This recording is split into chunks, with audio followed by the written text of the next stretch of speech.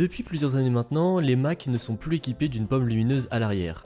Mais savez-vous pourquoi? Savez-vous d'où provient le son des Mac au démarrage? Eh bien justement, on va répondre à ces deux questions dans cette vidéo. C'est le troisième épisode de cette petite série, donc comme d'habitude, si jamais ça vous plaît, n'hésitez pas à vous abonner et à mettre un pouce bleu. D'où provient le son des Mac? Si vous possédez un ordinateur Apple, vous êtes très certainement familier avec ce bruit. Mais savez-vous d'où il provient réellement? Pour cela, il faut remonter dans les années 90 et plus particulièrement en 1988. Il faut savoir qu'à l'époque, les ordinateurs crashaient assez souvent. Les produits n'étant pas aussi sophistiqués qu'aujourd'hui, et c'était quand même au début de l'ère de l'ordinateur, il y avait encore pas mal de petits ajustements à faire. Et le son des Mac à l'époque, lors de leur démarrage ou de leur redémarrage, était le suivant.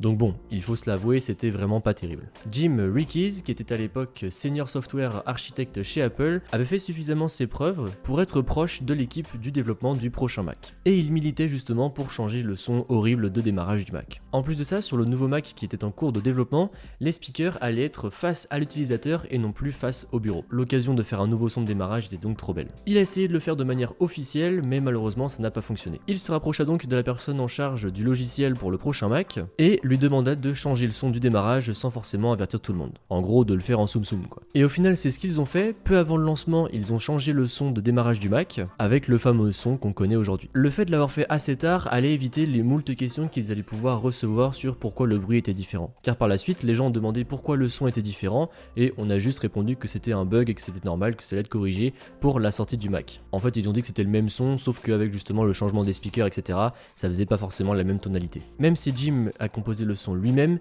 il a fortement été influencé par la dernière note du son des Beatles, A Day in Life.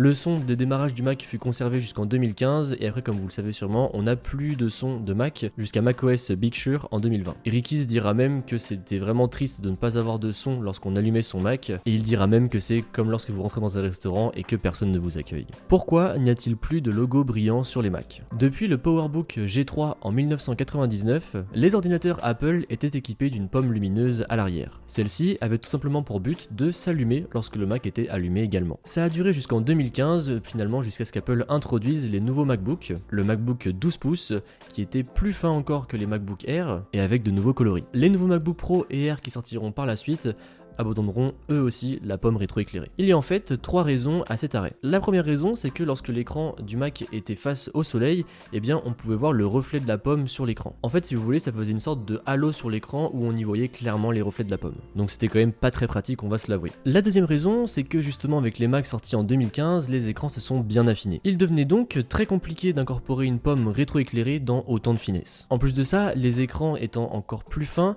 déjà niveau résistance et robustesse c'était un peu plus fragile qu'avant, mais le fait d'incorporer justement une pomme rétroéclairée et donc en verre, et bien en fait ça pouvait faire point de pression.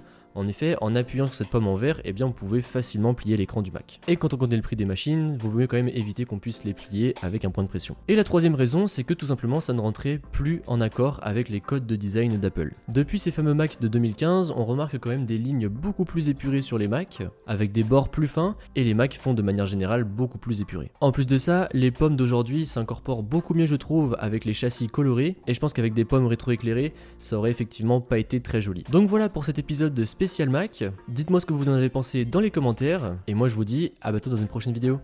Allez, salut!